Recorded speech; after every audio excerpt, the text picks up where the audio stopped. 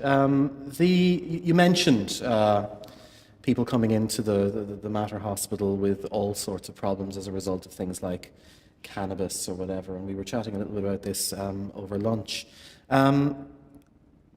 Just if we were to kind of almost have a quick sort of run through some of the more common problems that you would face, and I want to tie this into some of the problems that our students would be encountering out in the field as well, because I mean this lot, the frightening reality is they're going to be graduating and out there in the coalface in front of, working with people very shortly. So the kinds of problems that they're likely to be encountering as social care workers or childcare workers working with maybe families with issues. And you mentioned the fact that drugs like cannabis can bring about psychotic or psychiatric episodes in people. How does that work? Because cannabis, marijuana is something that an awful lot of young people would be using regularly. Yes.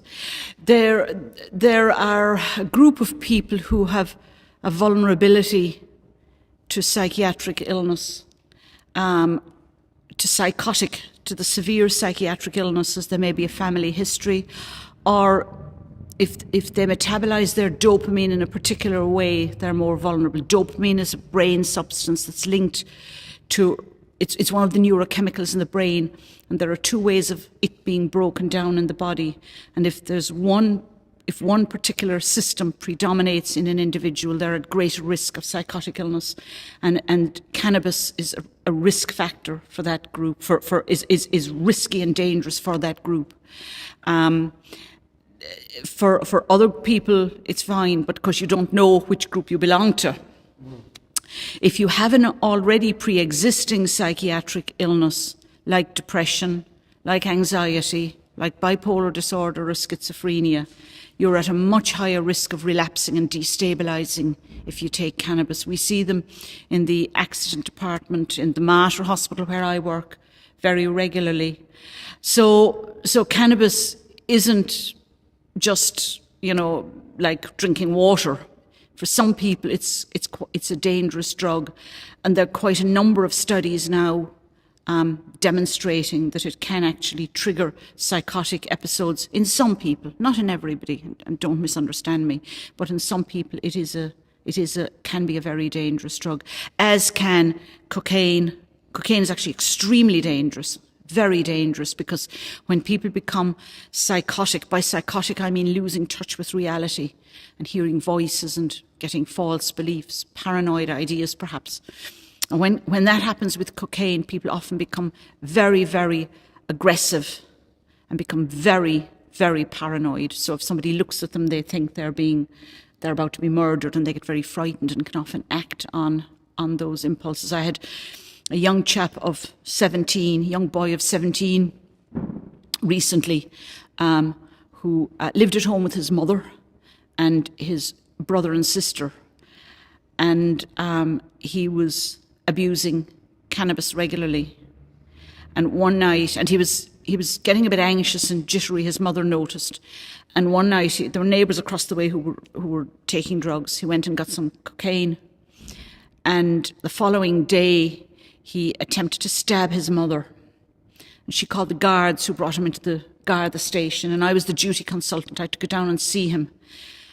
And because he was he was very disturbed and very, very hostile and paranoid and suspicious of everybody.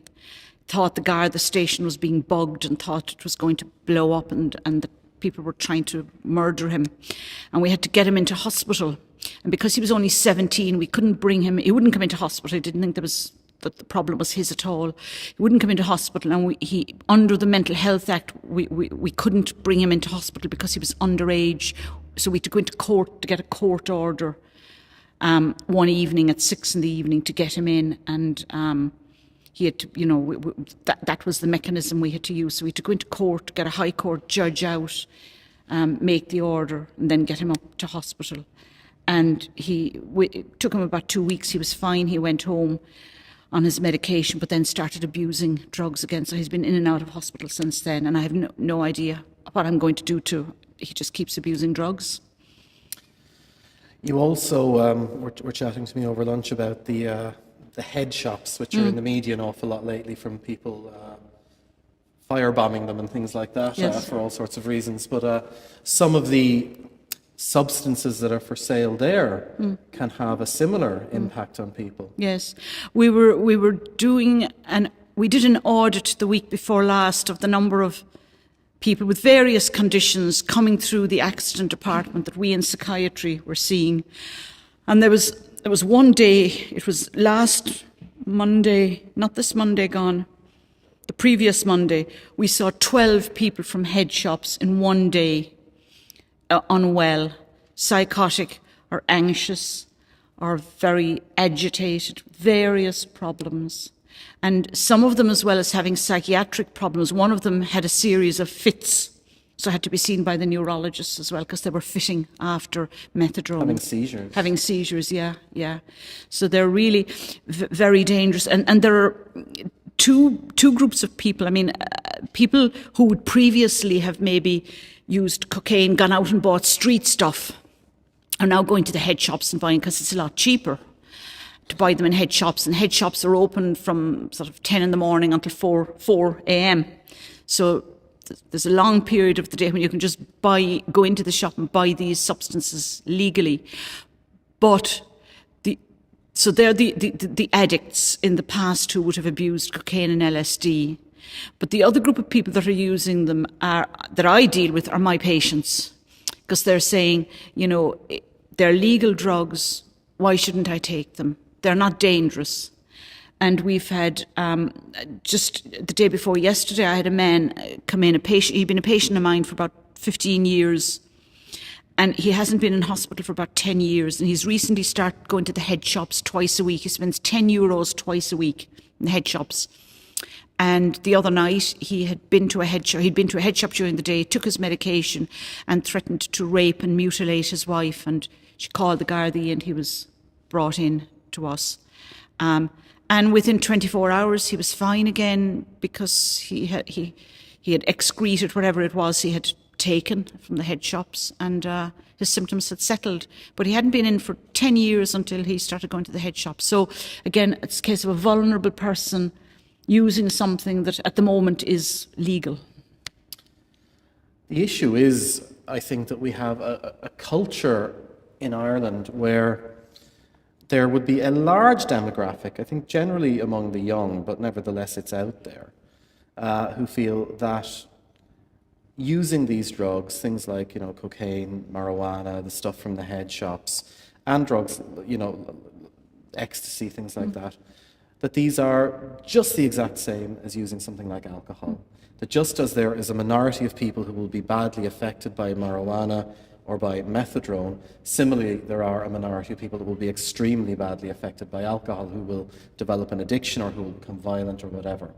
And there's this argument that's always brought up, well, look, this is our drug of choice, that's your drug of choice, so what's the harm?